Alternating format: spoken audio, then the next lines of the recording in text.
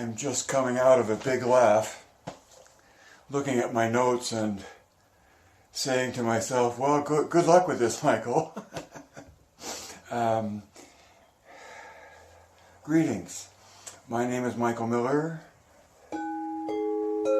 This is a Michael Miller trademark training video out to you because you're watching. I usually do the gongs first and then a whole intro. I didn't mean to accentuate my name as much as try to start bringing things together that I usually do in the beginning.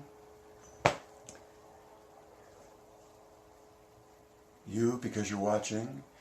This broadcast is meant for Michael Miller Pilates licensed affiliates, licensed presenters, the Core New Core, my patrons. You know who you are. Thank you for what you do. Thank you for embracing the karma and helping give me a little bit of lift. And finally, it's meant for anyone interested in surviving and thriving as a Pilates instructor or student from within the MMP point of view of what Pilates is. MMP means Michael Miller Pilates, which is one point of view out of yours and mine and everybody else's. Okay?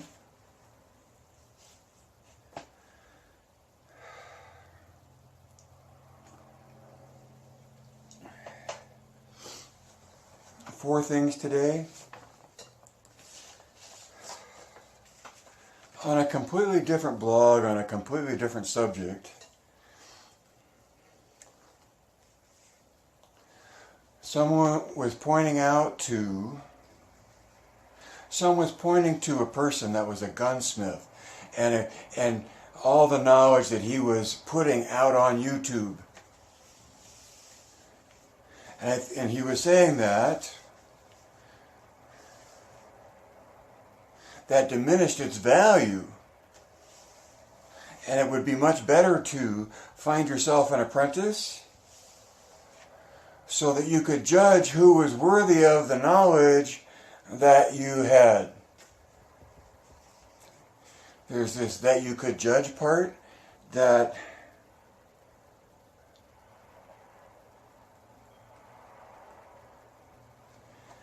it has me thinking, because for my actions and my history, I make a broadcast. I'm just like that gunsmith, putting out the best of my knowledge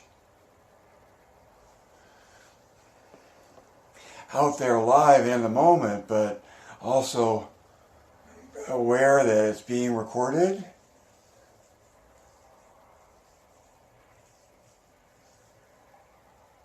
So that apprentice or not,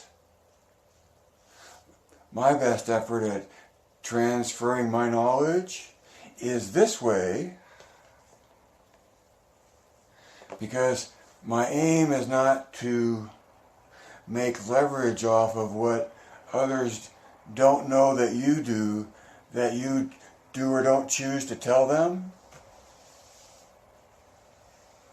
I mean, that's it. That's the way it is on any level, right? But it's also based on the individual, meaning the student, in this point of view.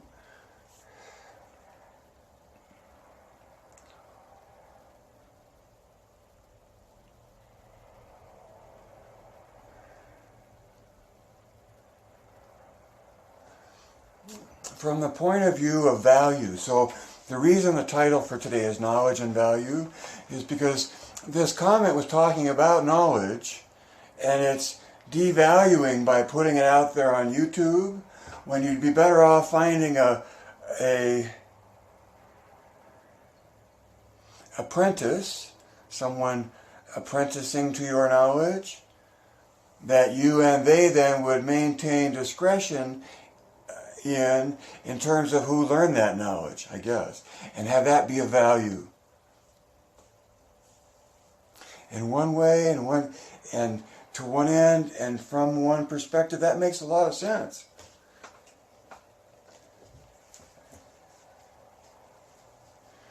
In MMP, the point of view is to hold the curtain aside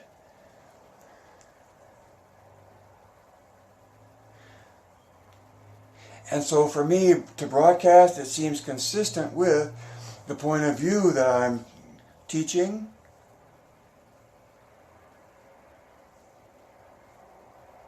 Because it's much more a matter of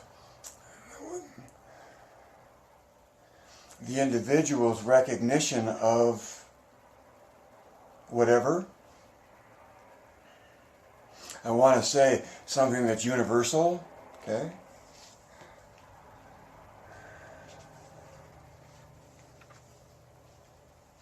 Time is short, and there's not too much magic to be engaged in a private session, or teaching a mat, or leading a whole school.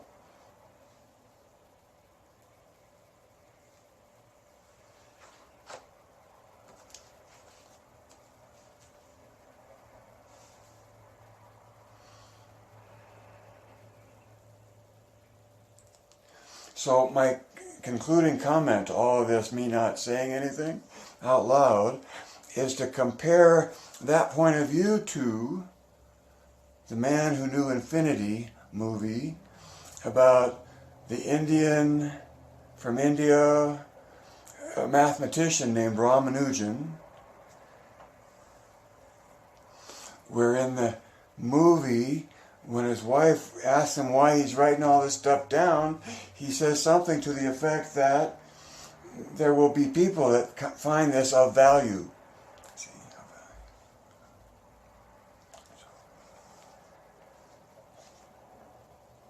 That's why I encourage you to be, at least recognize your role as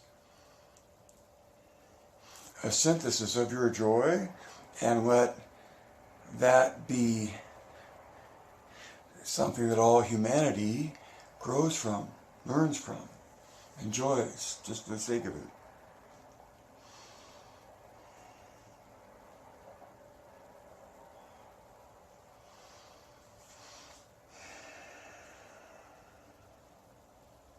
Value types, I guess. Types. So where is the value in MMP? The guy's got jillions of videos out there that all repeat the same thing over and over again.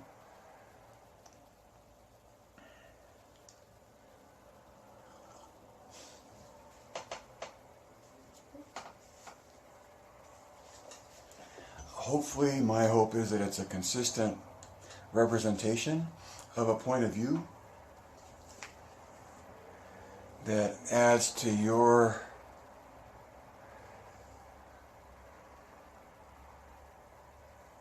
knowledge in your pursuit of Pilates and teaching Pilates. Where did I go with number 2? Oh, yes, these sort of all came in order as titles. The next one, number 2, The Inconvenient Truth About Pilates. And I'm not going to say more because I already led up to that point, that the inconvenient truth of Pilates is that it has an essence of its own. And that may just be an opinion, one opinion out of thousands, but to the extent that the opinion lines up with reality,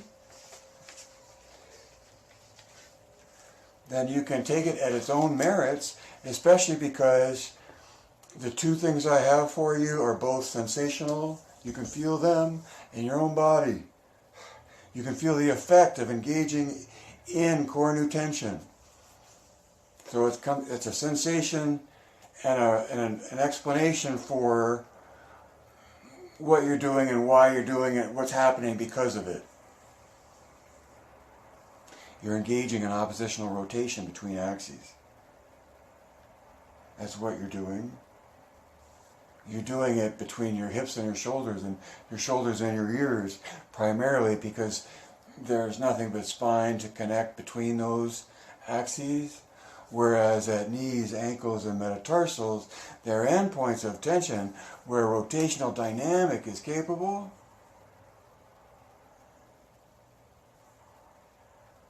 but there's too many bones in the way compared to hips to shoulders and shoulders to ears. Except when I'm explaining it, I would suggest you go shoulders to hips and ears to shoulders, or ears to shoulders, shoulders to hips. Evolution comes from this, goes out, and in stabilizing movement makes oppositional rotation, keeps growing, makes oppositional movement, oppositional rotation to enable movement. So, core and attention. But see, now I'm talking about the reason I spend so much time on trying to distinguish two things is because it's hard to do, but I think it's important to do it that way. And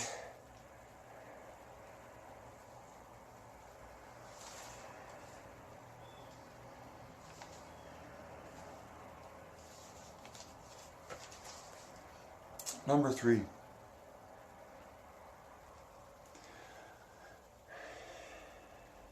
In this tidal wave of Pilates,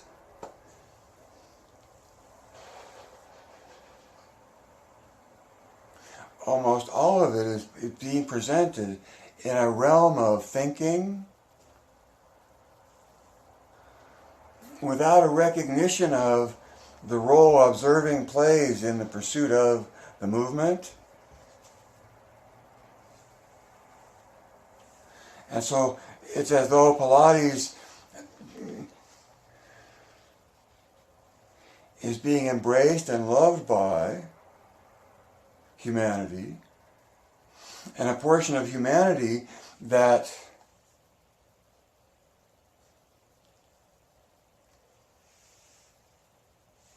more exclusively lives in their mind and their thinking, often under the presumption that the realm of thinking is all that there is, and that whatever is in thinking encompasses everything else. I don't sort of see it or feel it that way. See, I don't feel it that way. And that's where observing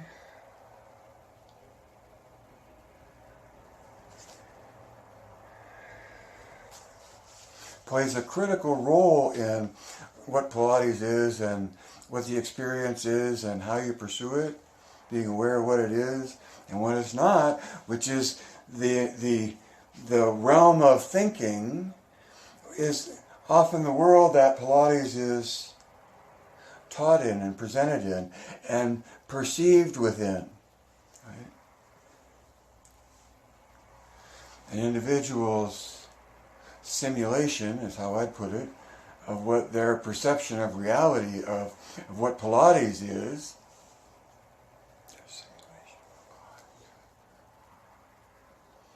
is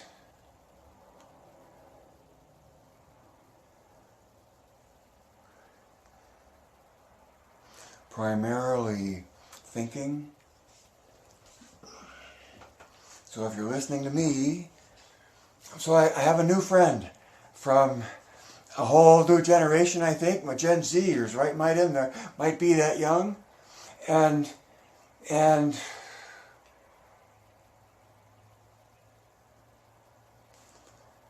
a beautiful image of Pilates studio environment and instruction going on. Planking, and I think, I didn't watch it all, but planking on the reformer. And so many things were interesting about what's going on in Pilates these days. But I was struck by a representation of Pilates that's coming from the mind that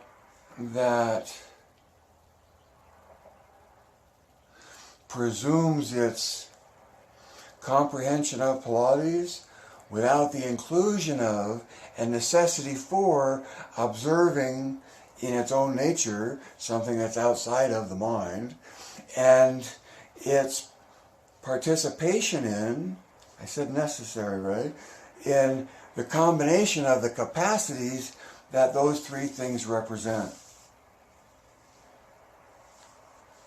So an MMP,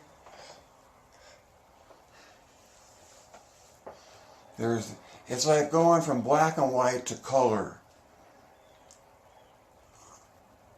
And then maybe like to infrared. Or in the ways that you see things and the kinds of details you look at. And to the depth that you look at them in.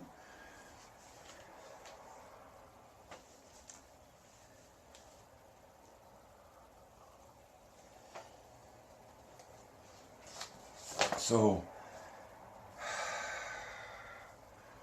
three was here.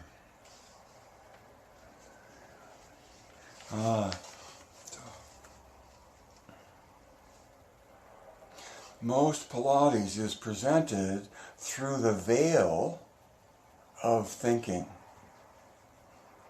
And you might say filter or some other thing, but there's a tint to it. Okay?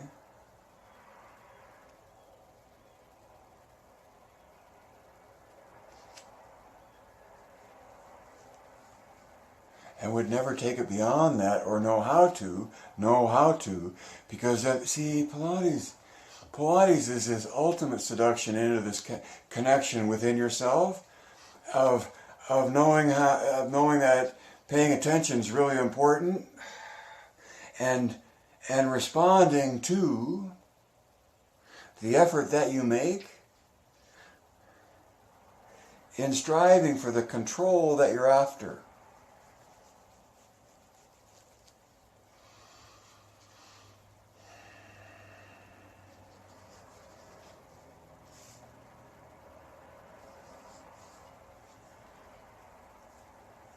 So,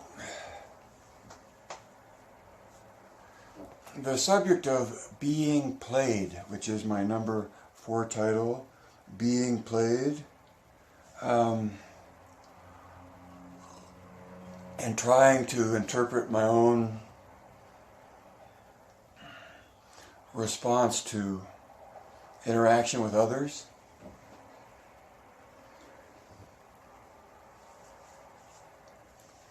The key word that comes out in terms of being played for me is the word pretend. That in some way somebody's pretending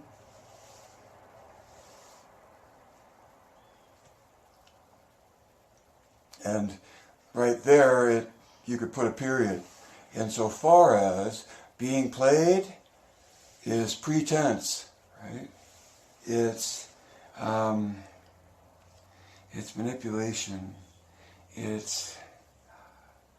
then I got into the difference between the word feint and feign.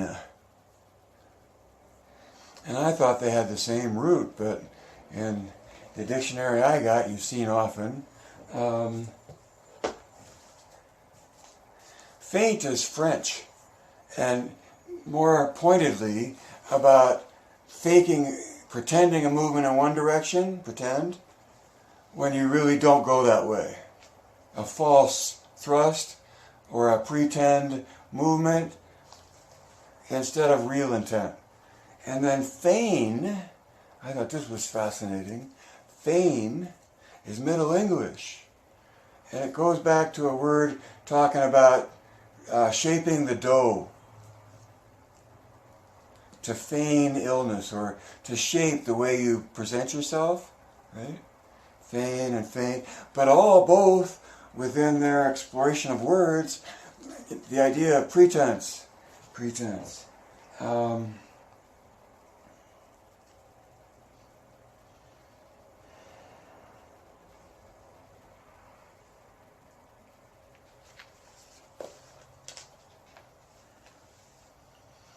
I don't know how to tell you.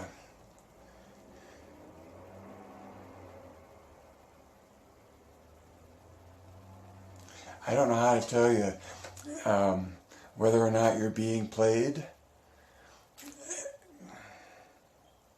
because I often don't know when I'm being played. And to some extent, you could easily just, everybody could stand up and say, well, we all do this. And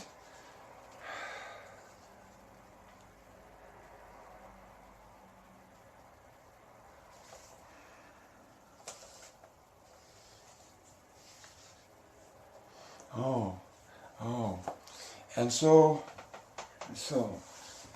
I had a listener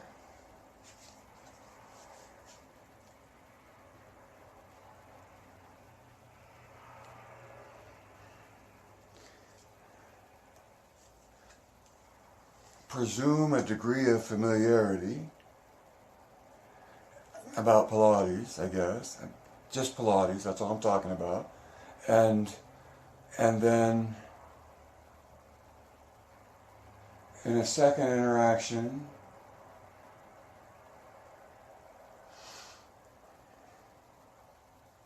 a request for information with links if available.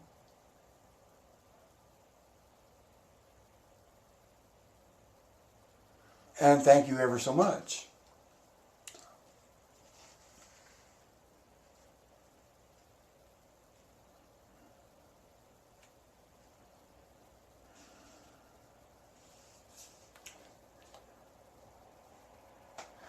So I wrote back $10.00 USD, $10 for 3 comments.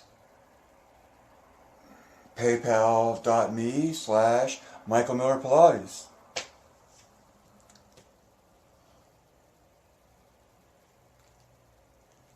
And I haven't heard back because I don't know why.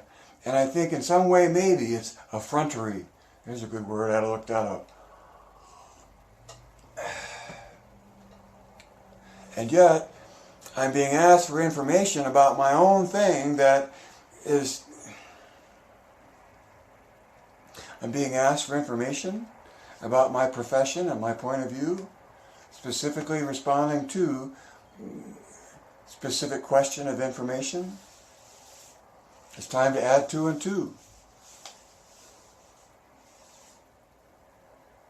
It's time to place a value on what you know, and whether or not you're at least willing to say what I know is worth something. And if you're not willing to pay for it, and you're only looking for what you can get for free, then count me out. I don't have anything for you, because I make a living as a Pilates instructor, and if you're asking me about Pilates, the same way with Skype, someone's seeking more, and they want to know how much for more. I'm not asking for a lot, at least in USD, and maybe it's prohibitive in other countries or in other circumstances, but a token to establish value for value, to achieve what you want with your student, which is a deeper comprehension and appreciation for what they know because of their exchange of value for it. I'll be all talked out. Okay, so my 4 was being played. Oh.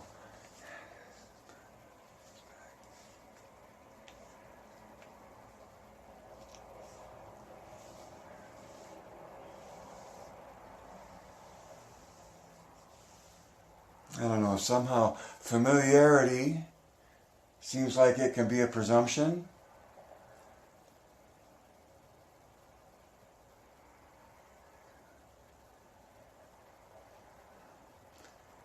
And I guess respect is in the eye of the beholder, right? So I don't know.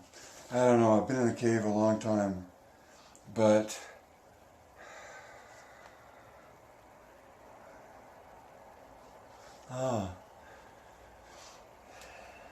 I would end with this kind of intriguing comment. Beware of cat's paws. And I thought, how will I ever explain that?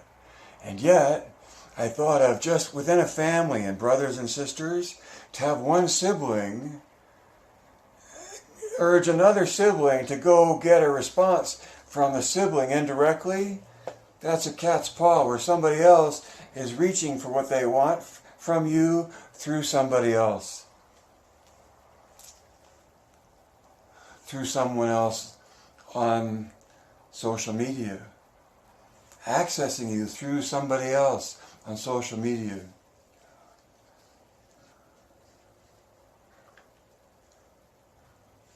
Life is about living, because life can't live forever. Read between the lines, see behind the curtain, connect the dots, and then add 2 and 2. Make an offer. I made an offer, right? And the one comment I'd say is, I stepped into the zone of exchanging value for value, and it makes the point that what you have to offer is valuable, and here's what you make an offer, and if they don't want to come up with that offer, then they can seek the answer they're looking for somewhere else, or live without. And we're back to live again. Life can't live forever. Read between the lines, see behind the curtain, connect the dots. Know how to connect the dots to value by being able to make an offer. And then it doesn't have to be absolute, got to be exactly that way, but if it's a presentation and you want to make the habit of it being an MMP presentation officially someday, then get used to collecting up front for the presentation. Necessary. Up front, in advance. You don't perform unless you're already been paid. Aretha Franklin. Start out in an offer like Columbus, but definitely insist on being Aretha Franklin in getting paid as part of the value in the presentation. And because if Aretha Franklin doesn't sing,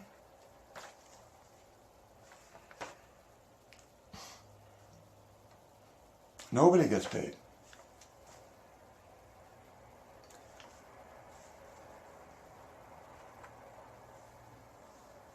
So, look ahead. Be prepared. It's notes I forgot to say at the end. Don't accept distraction. Came from deep within. Practice privately. Practice to be a presenter.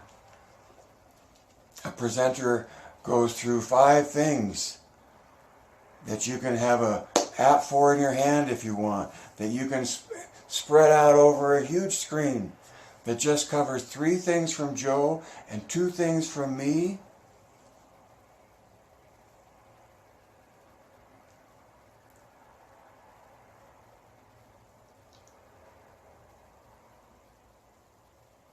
Explaining CT and MMP. If you don't care at all about what letters mean, then, or you don't have any money to go to a presentation, because ideally in the offer you say, this is the offer for this much money for this much time. And I was amazed that I did it, requesting for just to monetize comments. And I think also there's an envy, maybe not, but think of it, that someone says, okay, here's where you go pay for the interaction that you're asking me for. How audacious. Who's really the impertinent one, if either? So evaluate points of view. Know what you know. And know that you exist probably within a culture that throughout generations will only look at Pilates, interpreting it from a thinking perspective.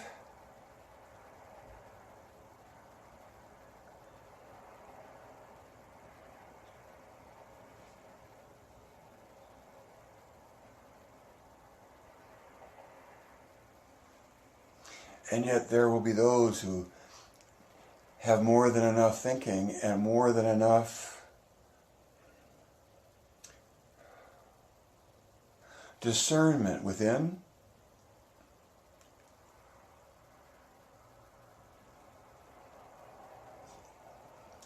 to connect to and dive with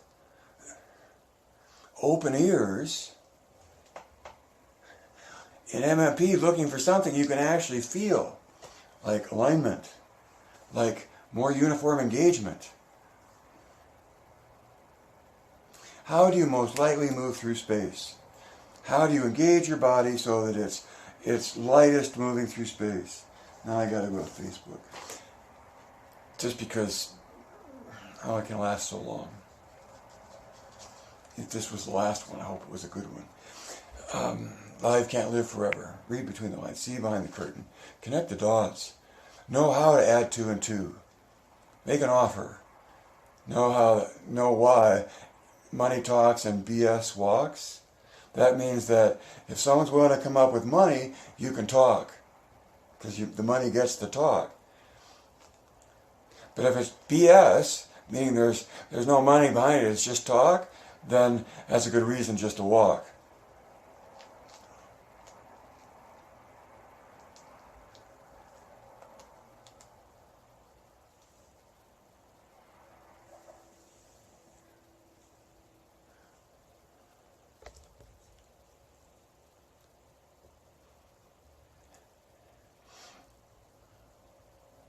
So when you make the offer, you add two and two. You know how to exchange value for value. You know how to wade through the BS, and you know that the more you recognize the value of CT and MMP, then the more you have to be Aretha Franklin and leverage everything you know, all of you, and what you know about CT and MMP into your distinctive presentation. But if you leave out these 5 things, people that have seen the presentation from somebody else will find you less credible in whatever else you add to it.